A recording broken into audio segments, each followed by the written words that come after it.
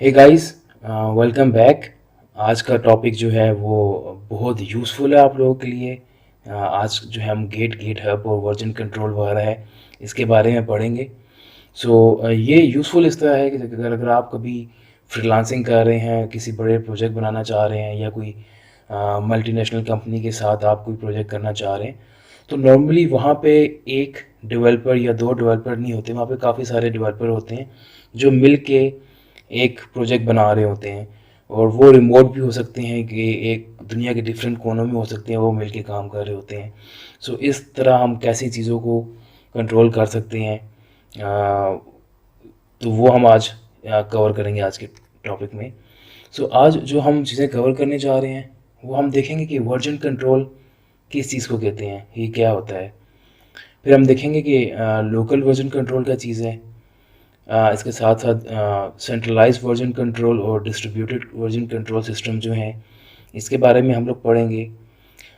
उसके बाद हम गिट हब का आर्किटेक्चर देखेंगे कि ओवरऑल कैसे जो है वो गिट हब में हम चीज़ें ला रहे होते हैं, कोड पुश कर रहे होते हैं, पुल कर रहे होते हैं, उसका फ्लो हम सारा देखेंगे। उसके बाद हम ब्रांचिंग देखेंगे कि ब्रांच वगैरह कैसे होती हैं, क्या होती हैं और बेस्ट प्रैक्टिसेस क्या है। साथ में ही जो है हम एक प्रैक्टिस करेंगे जिसमें हम एक कोड को जो है वो अपलोड करेंगे वर्जन कंट्रोल सॉफ्टवेयर के ऊपर। और लास्ट में जो है हम गिट क्लोन के ऊपर काम करेंगे, हम क्लोनिंग करेंगे मुख्तलिफ एप्लीकेशन जो होती हैं वो सैंपल के तौर पे इंटरनेट पे ओपन सोर्स पड़ी हुई होती हैं।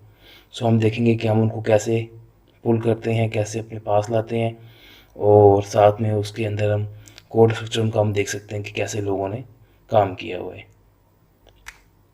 वर्जन कंट्रोल बेसिकली ये होता है कि अगर आप वो पूरी आपकी हिस्ट्री दिखा रहा होता है कि आपने कोड के अंदर कौन कौन सी चेंजेस किए हैं, कब किए हैं, वो किस बंदे ने किए हैं। वर्जन कंट्रोल में ये हो रहा था, आपका पूरा ट्रैक रख रहा होता है कोड का। और साथ में ही अगर आपने किसी मौके पे बैक ट्रैक जाना है या अंडू करना है चेंजेस को, तो आप किसी भी मौके पे उसको अंडू कर सकते हैं। अगर आपका कोड बीच में मैसअप हो गया है, तो रादर देन आप दोबारा सारा काम करें या उसके साथ जो है आपका ज़्यादा टाइम लग रहा है उसको सॉल्व आउट करने के लिए, आप रोल बैक कर लें। आपने जो प्रीवियस वर्जन कोड का रखा हुआ है आप उसको यूज़ कर सकते हैं। लोकल वर्जन कंट्रोल सिस्टम में क्या होता है, इसमें नॉर्मली जो होता है वो आप अपनी मशीन के अंदर ही जो है ना वो फाइल्स वगैरह सेव करते हैं, उसी को मैनेज अपने सिस्टम के अंदर ही करते हैं। नॉर्मली काफ़ी मुश्किल होता है ये फ़ाइल को मैनेज करना। बाज़ औक़ात आप मिस्टेकनली कहीं और फाइल रख देते हैं या रिप्लेस कर देते हैं। इस तरह के इश्यूज़ वगैरह आते हैं जब आप लोकली चीज़ों को हैंडल कर रहे होते हैं। ये एक मतलब डायग्राम है, इसमें आपने लोकली वर्जन 1 रखा हुआ है, 2, उसमें जितने भी आप कोड पुश कर रहे होते हैं, हर हर हर कोड का एक वर्जन होता है। लाइक अगर आपने फॉर एग्जांपल जनवरी में कोई काम किया है तो आप उसको सेव कर लें, किसी भी आपने जो है ना माइलस्टोन अचीव किया उसको सेव कर लें, वर्जन 1 का नाम दे दें, फिर आप वर्जन 2 पे काम करना शुरू कर दें, इसी तरह 3 पे। तो इस केस में ये होता है कि अगर आपके पास वर्जन 3 में कोई काम ख़राब हो गया तो आप उसको रिवर्ट बैक करके वर्जन 2 पे जा सकते हैं, ना कि आप दोबारा से काम करेंगे। और ये आपकी लोकल मशीन के ऊपर ही स्टोर होती है। Centralise version control. Centralise version control में क्या होता है कि अगेन जब आपका पास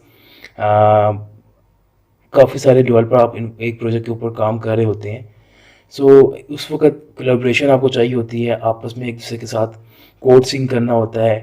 तो इस सिनेरियो में क्या होता है कि एक वर्जन कंट्रोल सिस्टम जो है वो एक सेंट्रलाइज एक जगह पे रख दिया जाता है, ठीक है। वहाँ पे क्या होता है कि आप अपना कोड हर बंदा उधर से ही स्टोर करता है वहीं पे और वहीं से लेता है। सारी चेंजेस जो हैं आपकी उस सर्वर पे पड़ी हुई होती हैं। जैसे कि ये एक एग्जांपल सी है कि PC1 है, एक बंदा बैठा हुआ कहीं पे, PC2 हो गया, वर्क स्टेशन में PC3 हो गया। ये डिफरेंट लोग अपने अपने PCs पे काम कर रहे हैं और वो सीधा सर्वर पे ही अपना कोड सारा रख रहे हैं और वहीं से रिट्रीव कर रहे हैं। ये आपकी जो है ना सेंट्रलाइज यहाँ एक सर्वर पड़ा हुआ है और उसके साथ आप काम कर रहे हैं। Okay, distributed version control system, इसमें बेसिकली क्या होता है कि हर इंडिविजुअल के पास, हर बंदे के पास अब उसकी अपनी मशीन में लोकल रिपॉजिटरी बनी हुई होती है। वो अपने पास लोकल कोड रख रहा होता है और साथ में जब भी उसके पास इंटरनेट हो या जब भी वो चाहे वो उसको जो सेंट्रलाइज है वहाँ पे हम पुश कर सकते हैं। सो इसमें ये है कि अगर आपको इंटरनेट नहीं है, आप काम कर रहे हैं और आपको जब इंटरनेट कनेक्ट होता है तो आप उसको अपना काम अपडेट कर सकते हैं किसी भी टाइम मेन सेंट्रलाइज रिपॉजिटरी के ऊपर। वेयर एज उसमें जो है आपको जो हम सेंट्रलाइज था उसमें आपके पास लोकल का कॉन्सेप्ट नहीं था, आपको डायरेक्ट ही रखना पड़ता था। सो इस पर आप देख सकते हैं कि आपके पास एक तो ये सर्वर है, इसके अलावा हर वर्किंग स्टेशन के पास या हर बंदे के पास अपना लोकल जो है रिपॉजिटरी सिस्टम है। वो यहाँ पे कमेंट कर सकता है, यहाँ पे अपडेट कर सकता है और जब चाहे वो कोड मर्ज करने के लिए यहाँ पे जो है वो पुश कर सकता है। पुश बेसिकली ये होता है जब आपने अपना कोड रिपॉजिटरी में रखना चाह रहे हैं। पुल बेसिकली तब लेते हैं जब आपने अपने बाकी कोलीग्स की चेंजेस को अपने पास लानी होती है तो हम पुल करते हैं। सो हम आगे जाके एग्जांपल भी एक करेंगे जिसमें ये है कि आपको चीज़ें काफ़ी क्लियर हो जाएंगी। ये हमारा एक आर्किटेक्चर है जिसको हम थोड़ा सा देखते हैं कि क्या कैसे चीज़ें चलती हैं। एक आपकी वर्किंग डायरेक्टरी होती है। उसके बाद वर्किंग डायरेक्टरी पे जो चीज़ें आप रखते हैं वो फिर आप स्टेजिंग एरिया के अंदर ऐड करते हैं। लाइक अगर आपने कोई प्रोजेक्ट बनाया है उसको आपने पहले अपनी वर्किंग डायरेक्टरी में रखा हुआ है, उसके बाद उसको आप स्टेजिंग डायरेक्टरी पे रखेंगे गिट ऐड के थ्रू। उसके बाद फिर आप लोकल रिपॉजिटरी पे कमिट करेंगे। आफ्टर डैट ये आपके ये एरिया जो ये आपके पास लोकल सिस्टम के अंदर है। जो यहाँ रिमोट है जहाँ पे आपके पास और डेवलपर्स भी हो सकते हैं तो वहाँ पे आप जो है गिट पुश कर देते हैं और अपना कोड वहाँ पे पुश कर सकते हैं। इसी तरह आप जो है वो किसी और की चेंजेस वगैरह लेनी हो तो आप गिट पुल भी कर सकते हैं। तो इस तरह ये है कि मर्ज वगैरह चेकआउट किसी ब्रांच से करना हो तो वो सारा जो आर्किटेक्चर है हमारा वो इन कीवर्ड्स के ऊपर है। गिट पुश, पुल, कमिट, एड्स, चेकआउट, मर्ज। तो ये चीज़ें जो है ना हम इसको देखते जाएंगे आगे भी। ये एक बेसिक फ्लो बताया गया जैसे कि ये वर्क स्टेशन है, फिर आप एक इंडेक्स होता है, यहाँ पे आपकी जो है ना वो रिपॉजिटरी आ रही होती है लोकल, ये रिमोट पड़ा होता है। सो जब क्लोन लेना होता है आपने कोई कोड जो है वो अपने पास क्लोन लेना है, उसकी कॉपी लेनी है तो हम वो आपके सीधे डायरेक्ट जो है वो वर्क स्टेशन के पास आ जाता है। लेकिन अगर आपने कोई चेंजेस यहाँ पे रिमोट पे लेके जानी है उसके लिए पहले हम ऐड करते हैं, उसके बाद हम लोकल पे कमिट करते हैं, उसके बाद हम रिमोट पे पुश कर देते हैं। इसी तरह रिपॉजिटरी पे आपने लेना हो तो पहले आप फैच करके चेंजेस देख लेते हैं, उसके बाद उसके अकॉर्डिंगली हम उसको पुल कर लेते हैं। सो ब्रांचिंग के बारे में ये है कि नॉर्मली ये होता है कि आप जब एक हमारे पास मास्टर ब्रांच होती है जिसके अंदर हम सारा कोड वगैरह रख रहे होते हैं, ये हमारी पूरी मास्टर ब्रांच की लाइन जा रही होती है। व्हेनेवर हमने जब भी जो है वो एक नए फीचर पे काम करना होता है, हमें ये होता है कि माइट भी वो फीचर हमारे बाकी चीज़ों को डिस्टर्ब कर सकती है और अदर वी कैन सी कि अगर हमारा वो फीचर सही तरह टेस्टिंग होगी उसके बाद ही हम उसको मेन ब्रांच के ऊपर रखेंगे। तो मल्टीपल ब्रांचेस इसमें हम निकाल भी सकते हैं। सो मेन ब्रांच में ये है कि आप यहाँ से चेकआउट लेके अपने काम करना शुरू हो जाते हैं जो कि आपकी बाकी कोड को डिस्टर्ब नहीं कर रहा होता। व्हेनेवर यू फील कि आपके पास जो है वो चीज़ें सही होना शुरू हो गई हैं, नया फीचर इंप्लीमेंट हो गया है, आप मर्ज करके कोड अपने मास्टर पे रख लेंगे। सो ब्रांचेस आप जो है ना वो मुख्तलिफ निकाल सकते हैं, मुख्तलिफ ब्रांचेस के मुख्तलिफ नाम वगैरह रख सकते हैं। तो चलिए अब हम चलते हैं, थोड़ा सा प्रैक्टिस करते हैं, चीज़ों को देखते हैं कि कैसे हम इन चीज़ों को समझ सकते हैं और ये थोड़ा सा हम इम्प्लीमेंट करते हैं इसको। Okay alright. सो हमें क्या करना है, हमें पहले एक टर्मिनल ओपन करना है।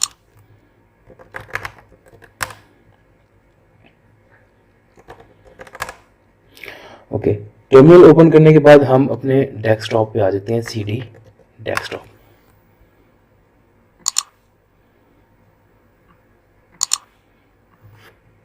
डेस्कटॉप करने के बाद हम जो है एक फाइल बनाते हैं mkdir के नाम से कीवर्ड यूज़ करते हुए और यहाँ पे हम लिख लेते हैं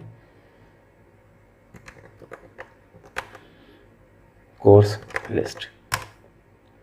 तो यहाँ पे हमने अपना एक डायरेक्टरी बना लिया कोर्स लिस्ट के नाम से, ठीक है। सो अब हम जो है इस कोर्स लिस्ट के अंदर जाते हैं और यहाँ जाके हम जो है वो एक फाइल क्रिएट करते हैं, जैसे कि टच course1.txt। ये हमने एक फाइल जो है वो क्रिएट कर ली है।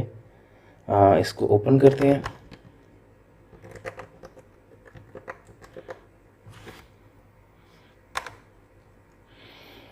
यहाँ पे हम कोई भी जो है ना रैंडम सा टेक्स्ट लिख देते हैं, जैसे कि नॉर्मली कोटेशन यहाँ पे हमने लिख दिया है और उसको मैं सेव कर देता हूँ और क्लोज कर दिया है।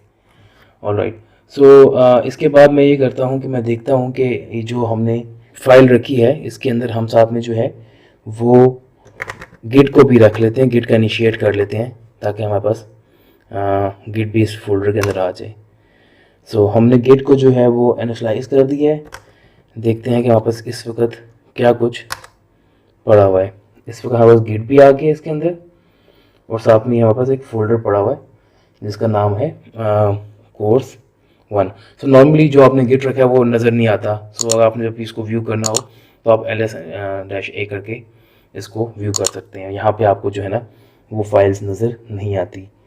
सो हम देखते हैं स्टेटस क्या है हमारा, कि इस वक्त गिट स्टेटस लिख के देखते हैं कि हमारे पास इस वक्त गिट में हमारे पास फोल्डर एक पड़ा हुआ है टेक्स्ट फाइल का, एक टेक्स्ट फाइल का फाइल पड़ी हुई, लेकिन ये हमारे पास हमारी रिपोजिटरी के अंदर नहीं है, हमारे जो है ना वो इंडेक्स के अंदर नहीं है।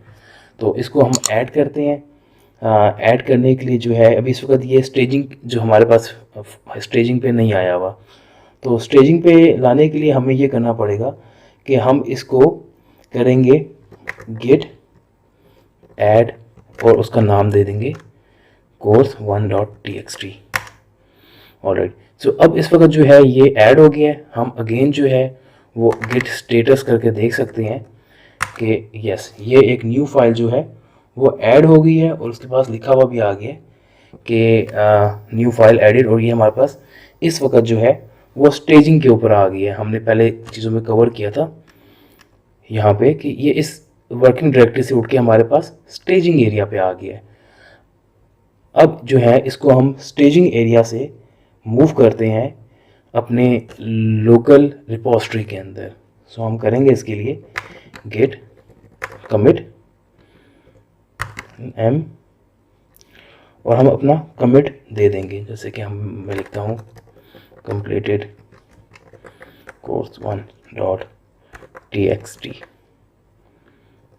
ऑलराइट, सो मैंने जो है वो इसको ऐड कर दिया है और अब जो है मैं इस गिट की लॉग देखता हूँ कि लॉग में क्या पड़ा हुआ है। ये बेसिकली जो हैश वैल्यू होती है ये रिप्रेजेंट कर रही होती है इसकी डिटेल रखी हुई होती है इसके अंदर कि जो हैश वैल्यू है उसकी कमिट क्या आ रहा है। इस कमिट की जो डिटेल होती है ऑथर का नाम लिखा आ रहा होता है, डेट आ रही होती है, कंप्लीटेड उसका जो कमिट है वो लिखा हुआ आ रहा होता है। सो वो सारी जो है इसकी वैल्यूज़ यहाँ स्टोर होती है। सो ये हमारे पास गेट लॉग करके आता है। चलिए अब हम ये करते हैं कि दो फाइल्स और रखते हैं, course txt course3.txt और ये दो फाइलें हमारे पास बन गई हैं। इनको ओपन करके मैं यहाँ पे कोई भी स्टेटमेंट दे देता हूँ या कुछ भी लिख लेता हूँ। तो ये मैंने सेव क्लोज कर दिया है। सेम इधर भी जो है मैं कुछ लिख लेता हूँ randomly, then succeed on purpose. और सो मैंने ये जो है वो दो टेक्स्ट फाइल्स जो हैं उनको और जो है वो क्रिएट कर दिए, उनको एडिट कर दिया। अब देखते हैं हमारा स्टेटस क्या है। गेट स्टेटस करते हैं।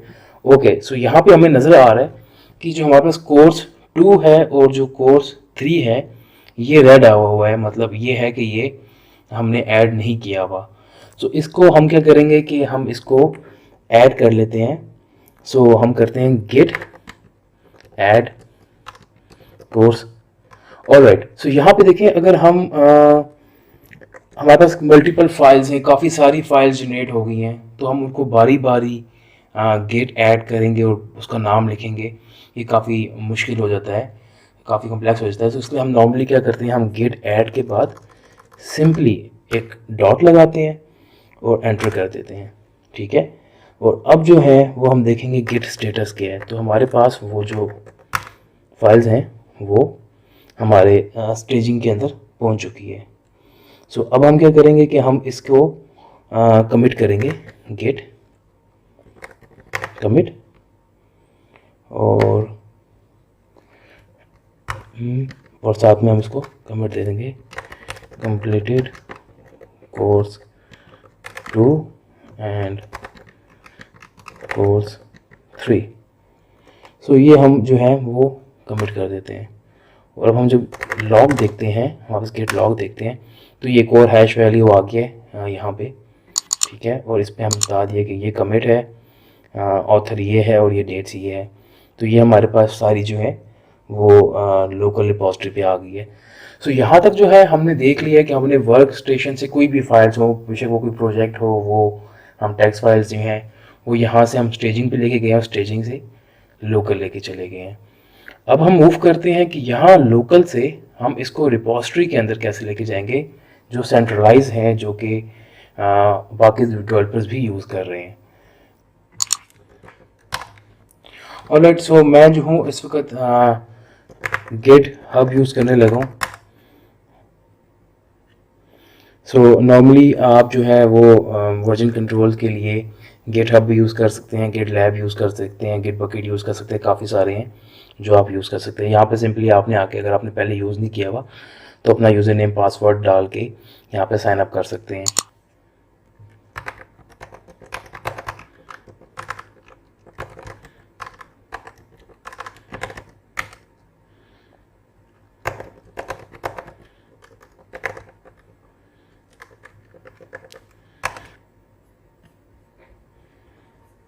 ऑलराइट, तो इसके बाद हम यहाँ प्लस पे क्लिक करेंगे और यहाँ पे हम करेंगे न्यू रिपोजिटरी करेंगे। यहाँ पे जो है आप रिपोजिटरी का नाम रखेंगे, जैसे कि मैं रखता हूँ कि iOS course, iOS development course. Alright, so यहाँ पे जो है आप पब्लिक भी कर सकते हैं, प्राइवेट भी कर सकते हैं। अब तो प्राइवेट जो है वो फ्री हो गया, पहले काफ़ी साल पहले जो था वो आपको प्राइवेट रिपोजिटरीज के लिए पे करना पड़ता था, बस फ्री ना हो। और पब्लिक ये है कि आप बाकी लोग भी एक्सेस कर सकते हैं कोड को। सो इसलिए ये तरीका भी होता है। सो नॉर्मली क्योंकि इसमें हमारा कोई ऐसा कॉन्फिडेंशियल नहीं है, तो हम इसको पब्लिक ही करके मैं क्रिएट रिपोजिटरी कर देता हूँ। ऑलराइट, सो मैंने यहाँ पे जो है वो रिपोजिटरी अपनी क्रिएट कर ली है। अब मैं जो हूँ वो इसको लिंक करूँगा कि अपने टर्मिनल के साथ जो हमारे पास यहाँ पे खुला हुआ है। तो यहाँ पे मैं बोलूँगा कि I have some remote, git remote somewhere internet, कहीं पे इंटरनेट पे पड़ा हुआ है रिमोट, उसको मैं कह सकता हूँ ऐड ओरिजिन। सो नॉर्मली आप ओरिजिन के अलावा कोई और नाम भी दे सकते हैं, it's depend upon you, but best practice ये है कि ओरिजिन ही लिखें, ताकि मुख्तलिफ डेवलपर्स जो हमारी प्रैक्टिस चलती आ रही, कोडिंग प्रैक्टिस या इस तरह की कॉमन टर्मिनोलॉजी, हम ओरिजिन ही लगते हैं हर बंदा ऑलमोस्ट। सो आप जो है यहाँ पे लिखेंगे गेट रिमोट ऐड ओरिजिन के बाद आप जो है वो जो लिंक मैंने वहाँ से कॉपी किया था वो मैं यहाँ पेस्ट कर दूँगा और उसके बाद मैं इसको एंटर कर दूँगा। सो हम जो है वो उसके बाद अब जो है हमने सारी चेंजेस जो है वो पुश करनी है और अपने जो है उस जो हमने बनाई है क्लोन रिपोजिटरी बनाई है, उस रिपोजिटरी के अंदर हम पुश करने लगे हैं कोड। तो उसको हम लिखेंगे पुश, इसके बाद यू और ओरिजिन मास्टर ब्रांच के अंदर हम इसको करने लगे हैं। ऑलराइट, सो अभी थोड़ा सा टाइम लगाएगा और उसके बाद जो है वो फाइल सारी अपलोड कर देगा। सो इसने जो है वो सारी जो है ना वो रिमोट ब्रांच मास्टर ब्रांच के अंदर जो है वो सब चीज़ें रख दी हैं। अब हम जाके देखते हैं, यहाँ पे इस वक्त कुछ नहीं है, पेज को हम रिफ़्रेश करते हैं। ऑलराइट, सो यहाँ पे हमारे पास आगे जो हमने रखा था कोर्स 1, कोर्स 2, कोर्स 3, तो ये हमारे पास वो सारी चीज़ें डॉक्यूमेंट वगैरह आगे जो हमने वहाँ पे लिखा था। सो हम जो है वो इनसाइड पे जाके चेक कर सकते हैं हमारी जो लाइन है कि हमने पहला कमेंट जो है वो Hasham Bashir course completed course 1 लिखा था, कमिट उसके साथ किया था, एंड सेकंड वन जो है वो हमने ये वाला किया था। सो ये अब हमने देख लिया है कि हमने यहाँ पे लोकल से स्टेजिंग पे कैसे गए हैं। हमने गिट ऐड का यूज़ किया था, उस पर स्टेजिंग पे आ गए, स्टेजिंग के बाद हमने गिट कमिट किया था और हम लोकल पे चले गए थे। लोकल के बाद हमने जब अपने रिमोट पे रखना था तो हमने अपनी लिंक किया अपने यूआरएल को, उसके बाद हमने गिट पुश को यूज़ करते हुए ओरिजिन पे मूव कर दिया था। सो इसके साथ साथ जो है अब हम देखते हैं कि हम क्लोनिंग कैसे कर सकते हैं। अब हम देखते हैं कि हम किसी भी प्रोजेक्ट को जो कि नेट पे कहीं पड़ा हुआ है उसको हम क्लोन कैसे कर सकते हैं। सो मैं यहाँ पर लिखता हूँ get iOS open source projects. So बहुत सारे जो है हमारे पास ओपन सोर्स प्रोजेक्ट आए होते हैं। सो ये देखें, ये हमारे पास काफ़ी सारे जो है ना वो ओपन सोर्स प्रोजेक्ट वगैरह आ गए। हम इनमें से किसी को भी क्लोन कर सकते हैं। सो ये सारी हमारे पास जो है ना वो प्रोजेक्ट्स वगैरह आ गए हैं।